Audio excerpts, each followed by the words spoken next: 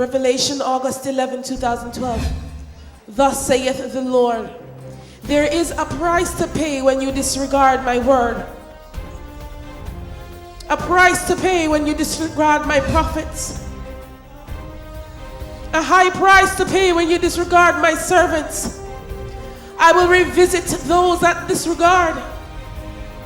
I will revisit those who will receive such a high price.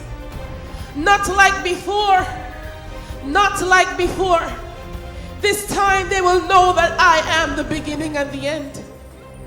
That I am the ruler of all.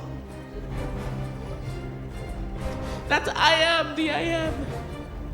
That I am the one that causes the grounds to open, the earth to quake, the famine, the winds to blow, the waters to pour.